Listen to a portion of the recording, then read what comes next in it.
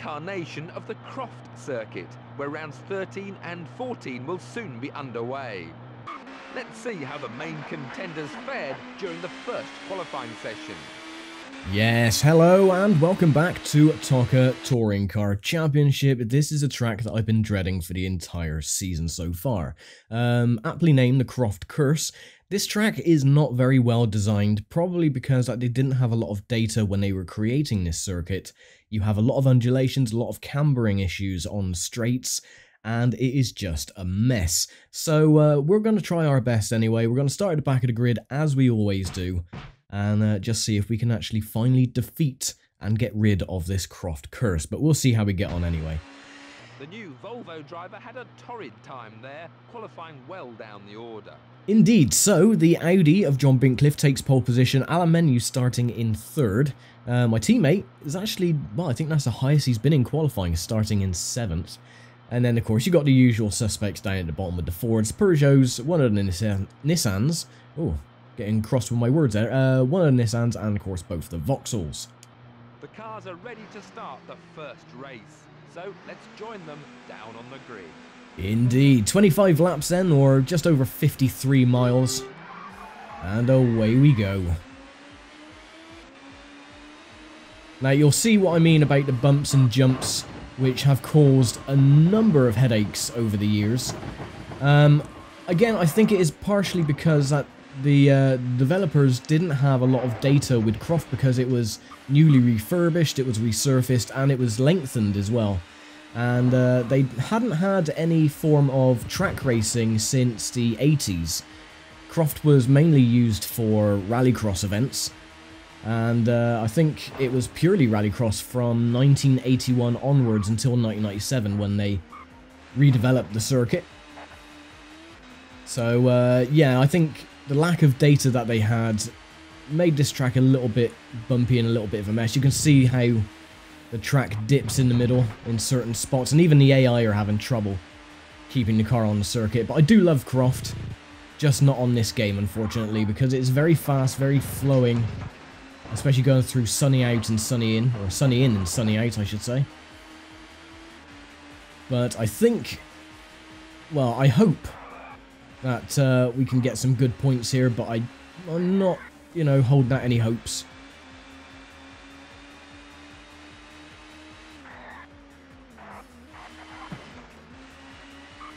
Okay, so that's lap 1 complete, 24 to go.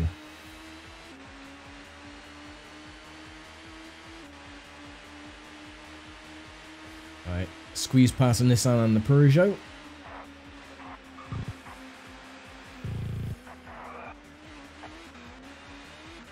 Nicely done. My teammate is up into 6th at the moment, which is very surprising.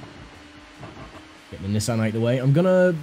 Once again, I'm going to try, if I can catch up with the leaders. You can see how far the leaders have gone ahead already.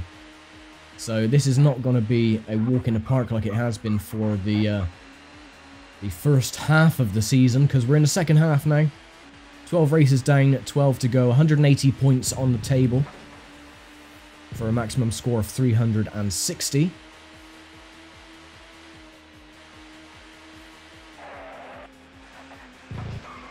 Oh.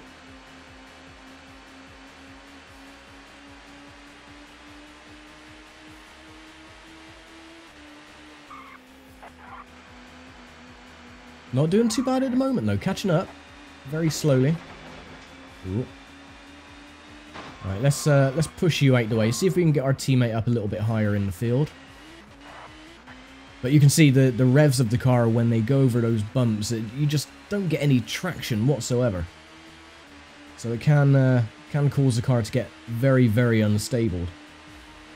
Luckily though, they did fix the cambering and bumpy issues for ToCA 2. Of course, they had more track data to go on. Right away.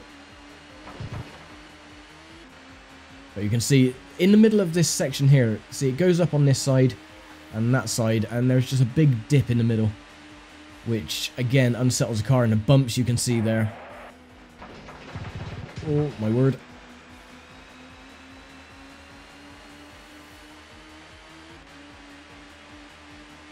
But we're doing phenomenal at the moment. 4th place. Oh, good God almighty. There we go. I think as well what's helping me with this season is before, when I ran this season with the Vauxhall Vectra, I was using purely the D-pad, but using the analogs, it's made my life a little bit easier, not 100%. Of course, you do have a little bit of leeway with the amount of turning circle you can use. Cliff has been passed by both the Renaults, which is not a surprise. Right, so what's our lap time at the moment? 1:20.8. Let's see. I'm not really sure what our fastest lap time has been here, because all the other attempts that we've had, they've been pretty diabolical. So, oh, we got a pass for the lead, almost.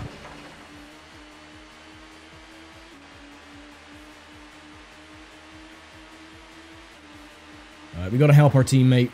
We got to do well in the constructors, even though the constructors wasn't a thing. Oh, and over he goes. Okay, Alan Menu is out of the race. That is what I mean. I did mention this at the round at Donington, that because of the tight confines of Croft, it is very, very easy to get a car to flip on its side, especially going around that section. That was unintentional though. I didn't actually intend... Oh, and the Honda's gone. I didn't intend for Alan Menu to retire there. That was purely by accident. I just literally wanted to spin him out so that my teammate could get a few more spots up on table. But yeah, as I was mentioning though, the Constructors' Championship wasn't a thing on ToCA 1. That was only introduced into ToCA 2, but, you know, I'm treating it as if we are battling for the Constructors' title anyway. And there we go, we've taken the lead. So far, it's so good. I am being very cautious though, that's why I've not really been pushing. There we go, there. You see the car, it just dips right down in the middle of the circuit.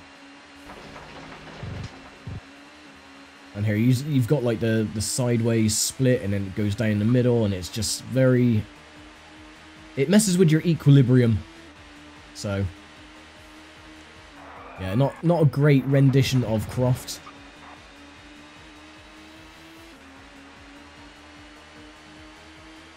But they did have circuit races here, like back in the 60s and 70s, but with the introduction of Silverstone and Brands Hatch and stuff like that, the Saloon Car Championships and so on, and bike racing as well was moved to those venues rather than Croft.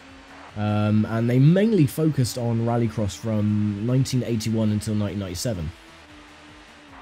So it wasn't until a redevelopment plan from the track owners lengthened the circuit, resurfaced, and made it what it is today. And it has been relatively unchanged since the reconfiguration as well.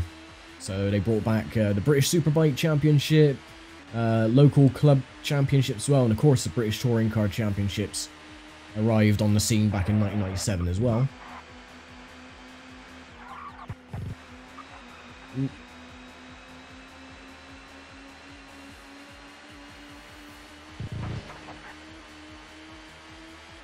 So yeah, this is, I think we're actually going to be rid of the Croft Curse at last. And we're up on our lap time as well.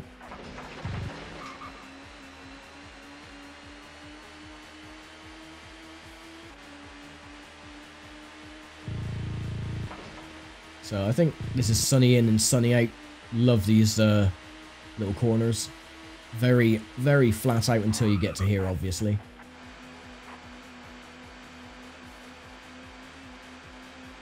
Love job. Oh, we're only down by 0.4. 4 1/1000ths of a second we're down on our lap time.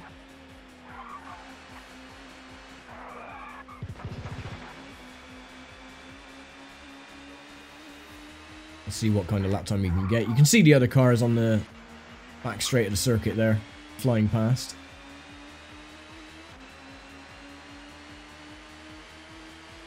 And lap time 1:19.2. Nice. Oh, and there we go. There's one of the bumps there. Just getting the car very unsettled. Of course, that isn't a little runoff area anymore. That is a little gravel trap that has caught many cars off guard.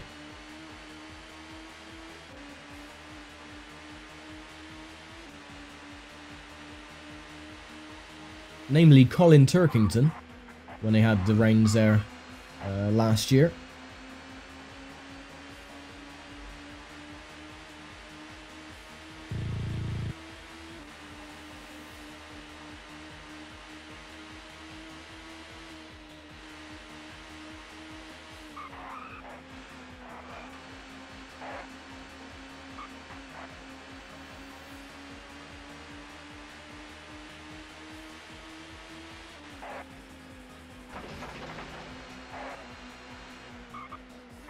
Nicely done, just get to the end of the lap.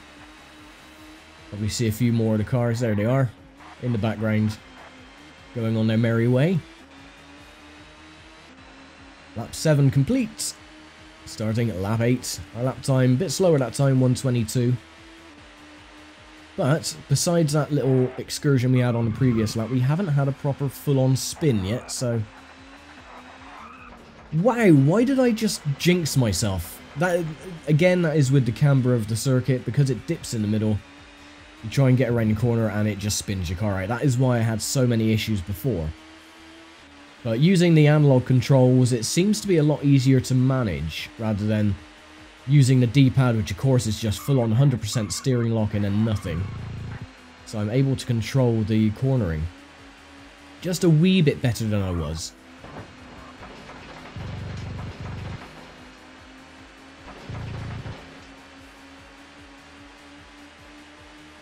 I don't know why, but I'm a massive fan when it comes to odd paint schemes or odd colorations of paint schemes on race cars like the Renault Lagunas and the Peugeots. Of course, the good old gold and green and the yellow and blue of the Renaults. Striking paint schemes always look really cool. That's why I do like the cars from the Japanese Touring Car Championship back in the day. All the cars were incredibly colourful.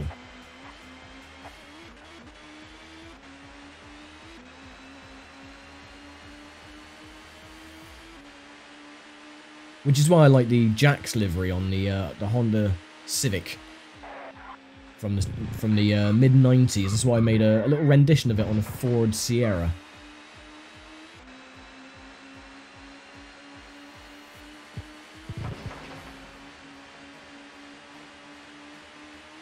I remember when I was racing with Rick and the guys here in those Mini Coopers, and that chicane, if you can get it right, it is fantastic to fly through there, but they have immovable tyre bundles there on each of the chicanes, and almost went headfirst into them. I just clipped the side of the car going through, which unsettled the Mini a little bit.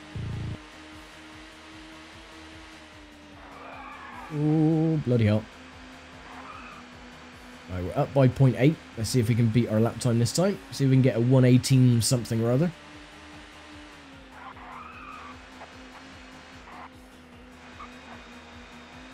Doing a lot of super drifting on this one.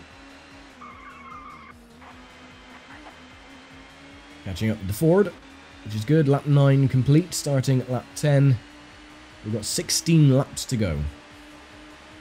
And, oh, we actually beat the lap time by a substantial margin, 1:17.4. So maybe a 1:16 is possible? I'm not sure.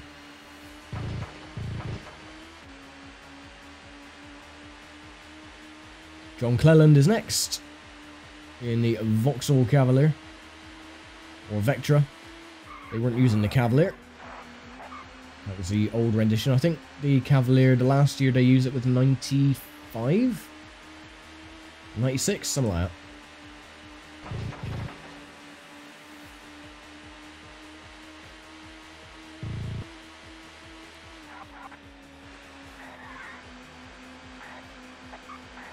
Right, up again by 0.2.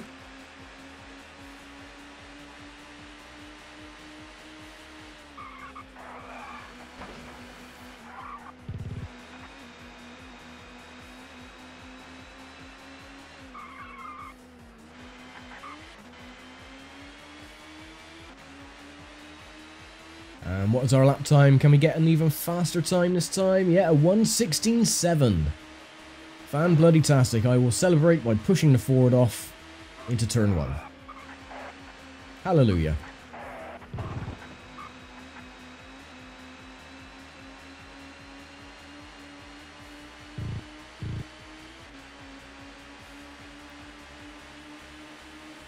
There we go, past Tim Harvey. I'm assuming that's Tim Harvey.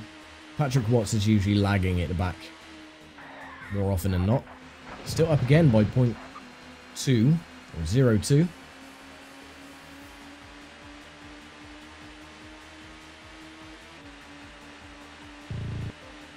Now if we can get up high enough, I'll try and hang the other CPU drivers back so my teammate can get a good enough run.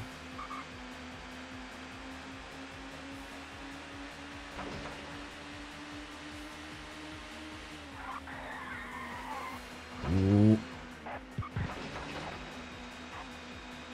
It's very satisfying when the car tries to spin and you're able to catch it and just turn it into a bit of a Tokyo drift, but it can become a squeaky bum moment more often than not. Right, Derrick Warwick is next.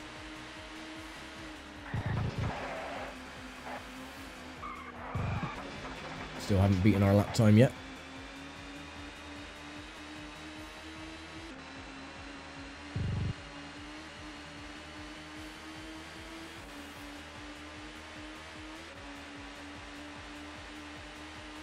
It's a bit unfortunate that, going back to the whole Rallycross ordeal, is that you don't really hear much in the way of the British Rallycross Championship. It's more the World Rallycross Series. Because back in, I don't know, it was still quite a substantial series back in like the mid-2000s. And you would have special programs about it on Sky Sports back in the day. And they would visit Croft on the regs with the infield circuit, but yeah, you don't really see much in the way of the Rallycross. And of course, it was actually televised live. It was such a huge deal back in the 70s and 80s.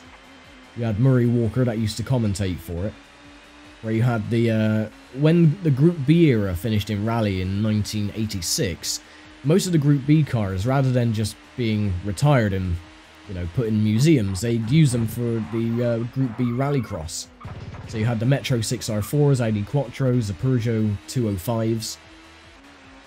And yeah, they were put to their paces, usually around the Brands Hatch Rallycross circuit in Croft.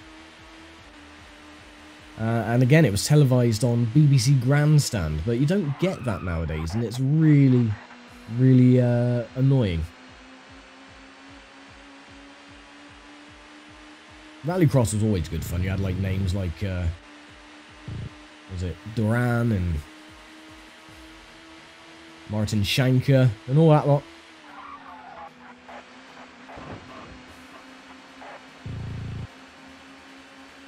Right, he's gone off for a little spin in the grass, which is good.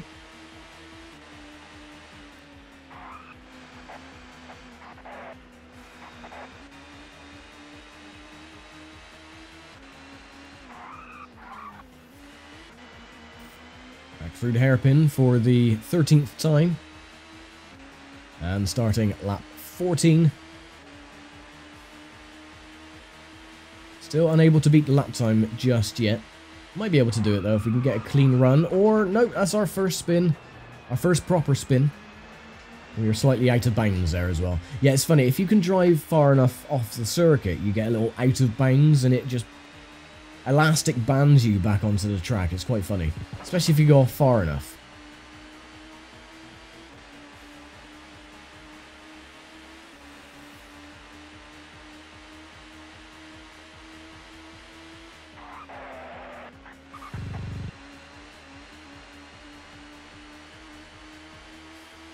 All the cones are still intact. I will fix that on the next lap.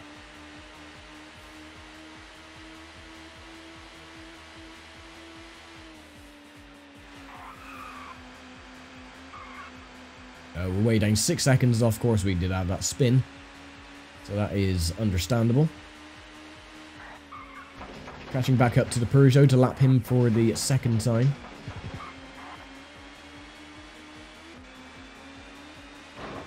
Come on, Pug, get out of the way, please. Thank you. Top job. He's just gone for a little park on the side of the circuit.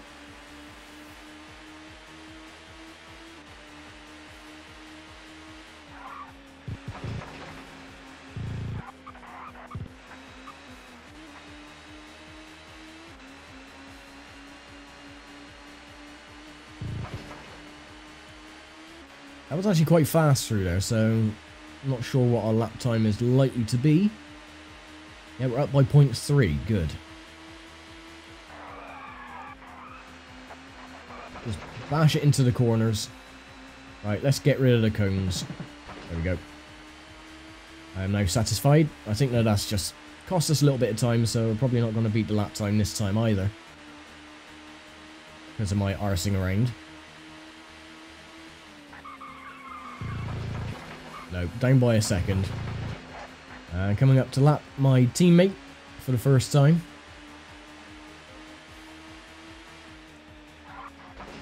Oh no, is that my teammate? Yeah, it is. I wasn't sure if that was my teammate or Derrick Warwick. But I will try and dive up the inside of him. I don't want to push him off. Well, he's making it difficult for me, so...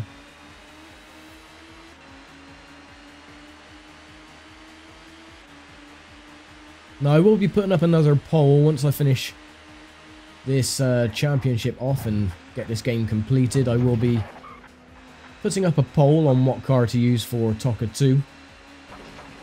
Exactly the same options that you have for this game. You have the Vauxhalls, Hondas, Audis, Renault, Peugeot, Volvo, Nissans, Fords. So 8 manufacturers of 16 cars, so...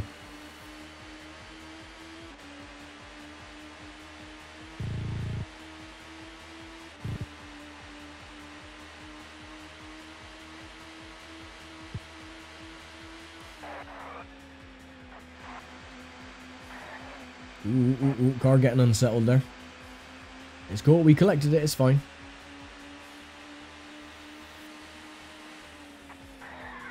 Oh, no. Didn't have time. No, come on, keep it off the barrier. There we go.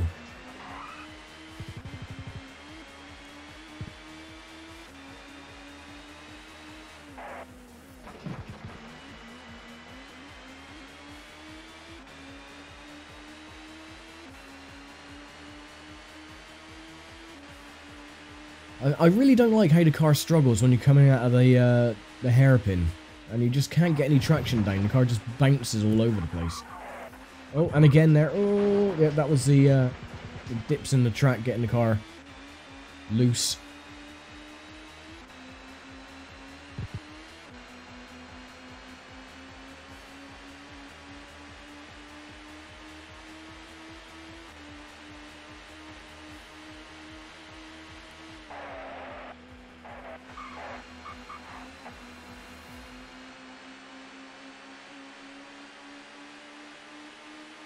Next up is the Ford. And off he goes.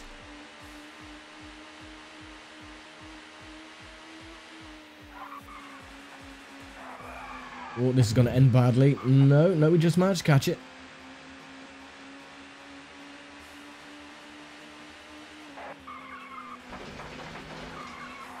Oh no, this is going to end. Yeah, round we go. Ooh.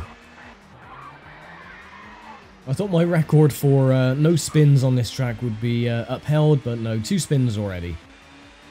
And 1 half spin, I suppose.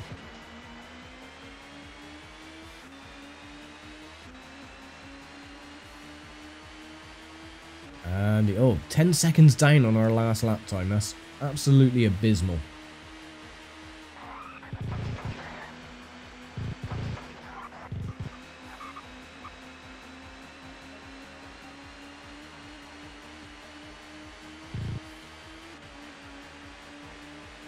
Who's next up to be lapped? I'm gonna guess it's probably one of the Nissans.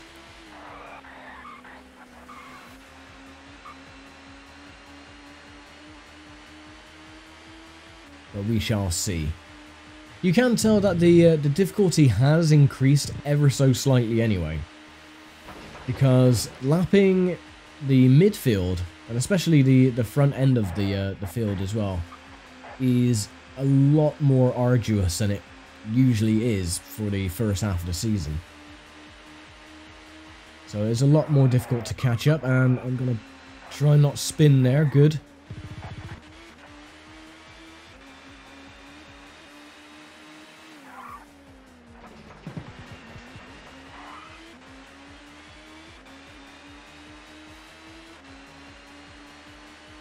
Lap 19.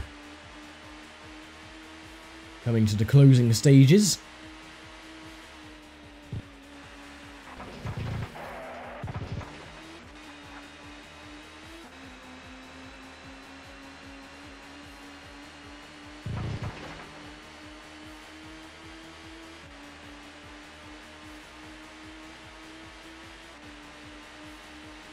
Oh, we're actually up on our lap time, so we could get another fastest lap here. We don't screw around or spin.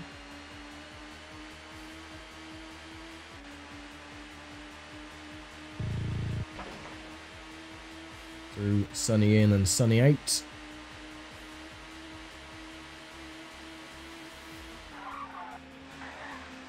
No. No, almost. But we didn't spin. Okay, so I will class that as a victory because we didn't actually spin. We managed to collect it.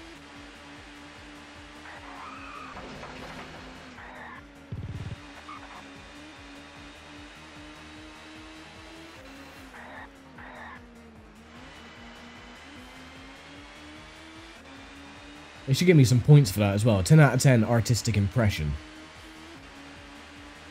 6 seconds off. Boo.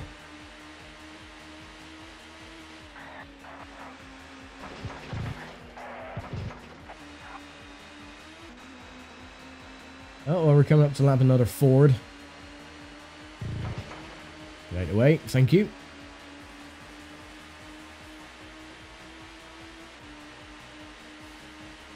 And we're up again on our lap time, 0.4. Try and make it count this time.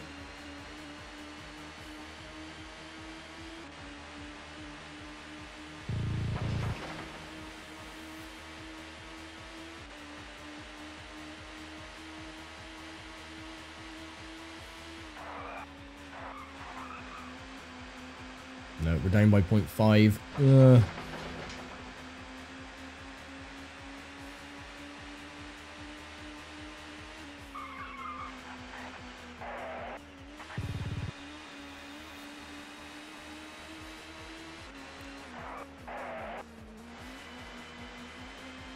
Yeah, I don't think we're going to beat it this time. Bit slow coming out of the final corner. 15, 16, yeah.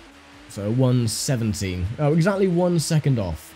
So we had a 117.74. Car getting up on 2 wheels, that's fine.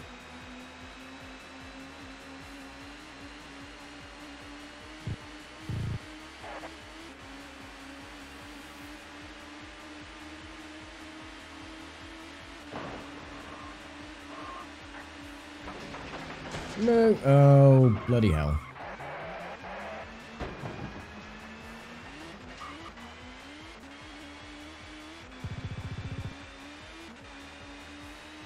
Oh, the Nissan went off. Cool.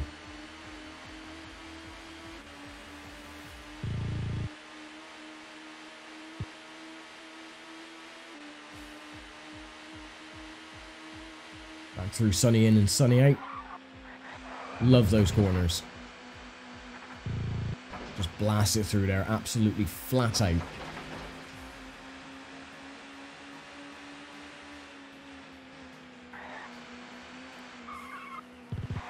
Right, let's see if we can actually get another fastest lap time then. I'm going to say around about 1:15.8 or 1:15.9. Let's see if we can make that possible. I doubt we can, though.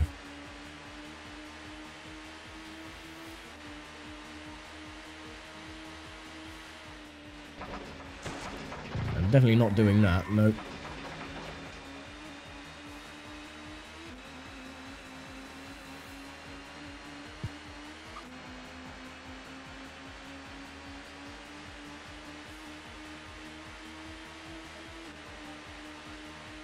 Down by 0.1.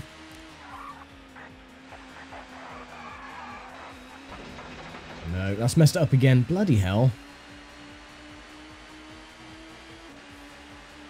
If you can get the car to slide exactly as you want it, you can actually carry through a lot of speed into the corner.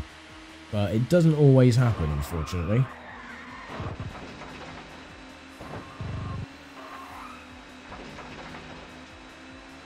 Right away. Thank you.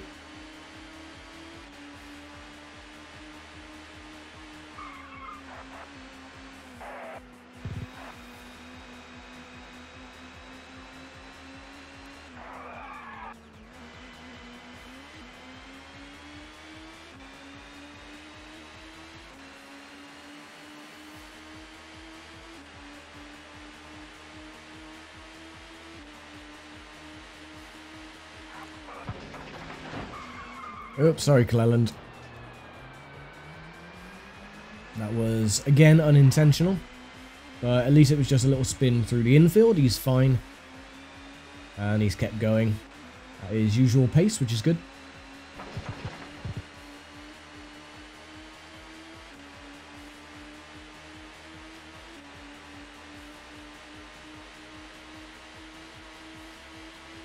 See, no harm done at all. He's actually miles ahead.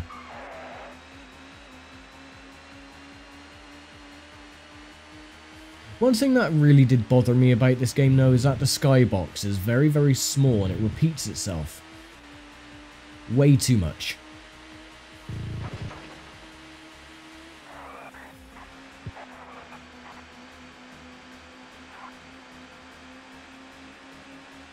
I'm not sure if they did fix that for ToCA 2, I can't remember. I think they did actually, because they did have scrolling clouds for ToCA 2.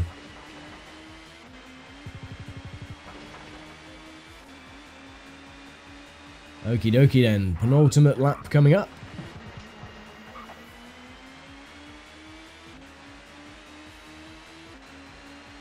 And a really crap lap time as well, 1:28 something or other.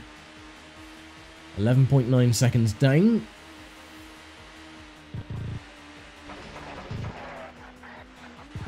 No, don't spin it. Good.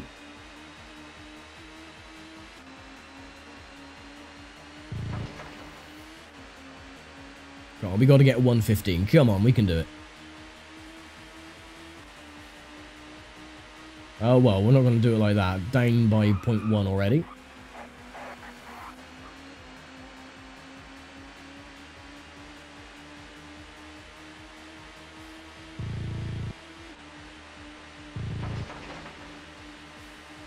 Hopefully Cleland will stay out the way. Thank you.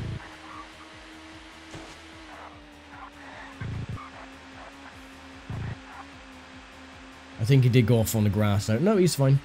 He just destroyed one of the polystyrene boards at the side. But he's fine. Oh.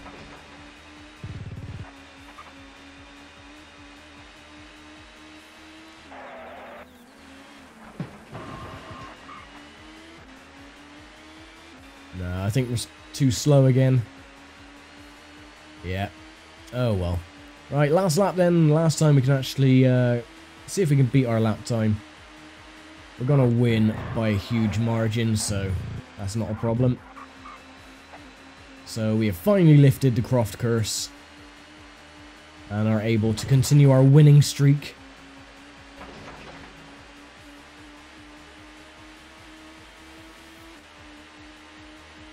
It's looking good. We're up by 0.8.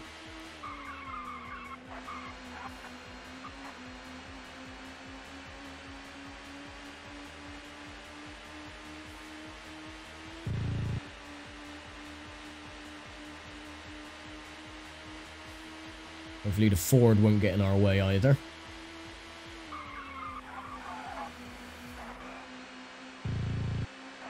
Still up by 0.6. We lost 0.2 of a second on the previous sector.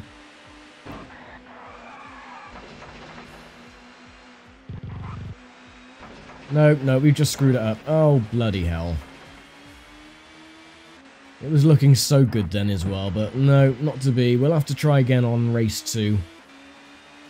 But finally, the Croft Curse has been lifted, and we get our victory. And another victory for the new Volvo driver. His team must be very happy with his progress so far.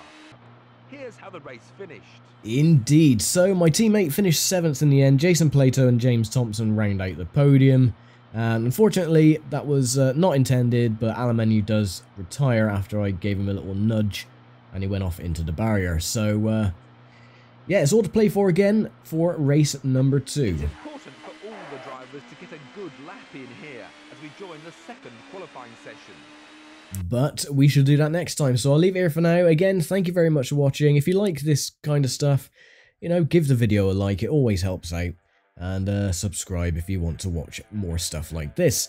So, yeah, again, thank you very much for watching. Take care, stay safe, and I will see you for round 14 of the 1997 British Touring Car Championship from, once again, Croft. Take care.